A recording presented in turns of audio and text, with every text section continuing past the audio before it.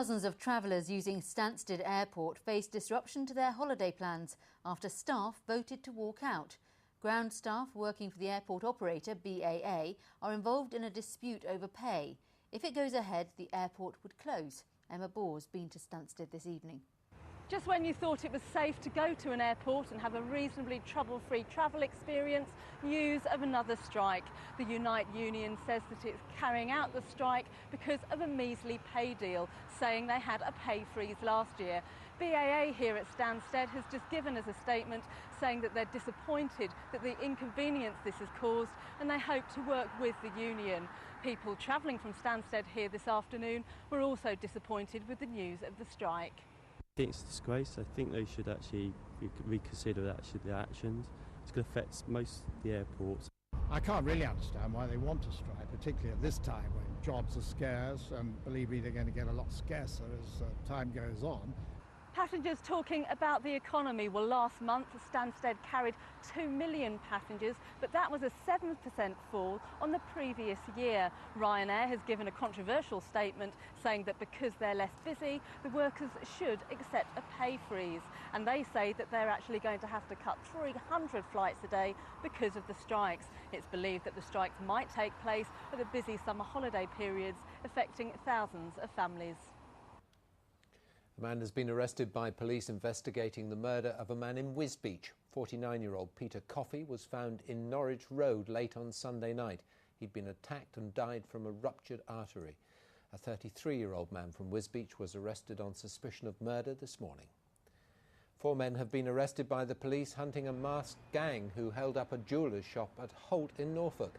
The owner of Webb's was attacked during the raid last week. The gang's car was later found burnt out. The arrests were made in Kent. 3 people have now been released on bail.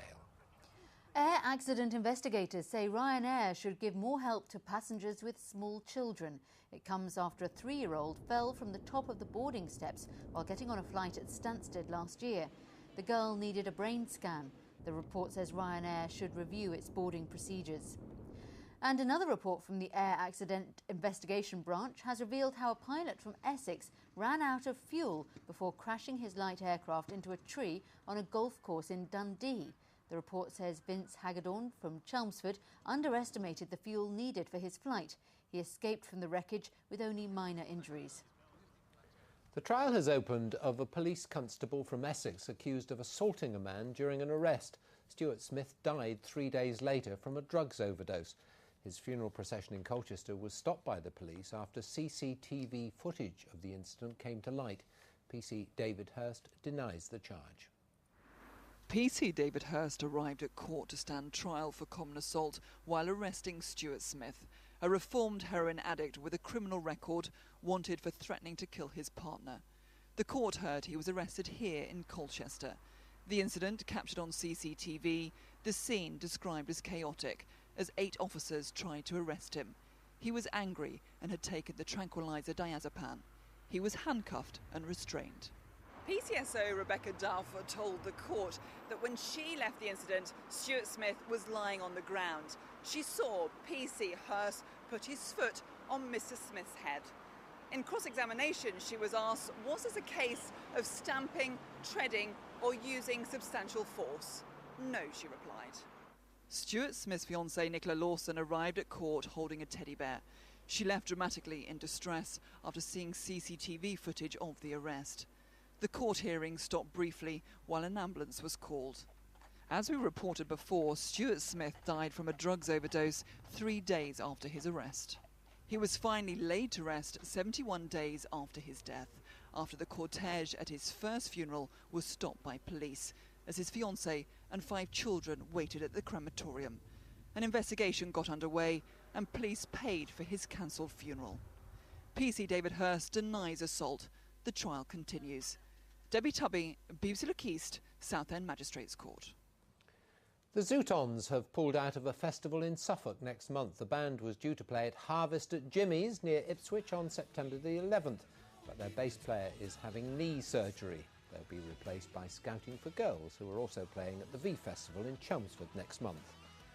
In football, the former Wigan player Jason Scotland is signing for Ipswich. The fee is undisclosed, but is reported to be around £750,000. Wigan say 2 other clubs in the Championship had also been interested. Scotland, who's 31, is an international with Trinidad and Tobago. 4 years ago, the old Panoyers School at Pulham St Mary was empty and in a state of disrepair. Today it looks stunning and is about to be officially reopened as a state-of-the-art community centre. Kevin Birch has been for a look. It is quite a transformation. Once a blight on the village, now at a cost of £1.5 million, the school and its 15th century guild chapel have been given a new lease of life. Visitors come here and they think it's very much like a TARDIS, which I know is a tired expression, but you can't believe how much is packed into this small building. Called Panoyers after the man who founded it, the school closed in 1988. In 2006, the building featured in the BBC series Restoration Village. The experts loved it and thought it deserved national funding to save it. I think that's probably the biggest surprise of the series so far. That's absolutely right, isn't it? It's the perfect evolving building. And now it's ready to find a new use for the very community in whose heart it sits. Perfect, maybe. Pulham, though, didn't get the votes. But locals didn't let that scupper their plans. Everyone so believed in the project that we honestly thought we would win. So when we didn't, everyone was in a huff for a few months. And then we kind of pulled ourselves together, realised it hadn't been part of the big plan in the first place, and just got on with it.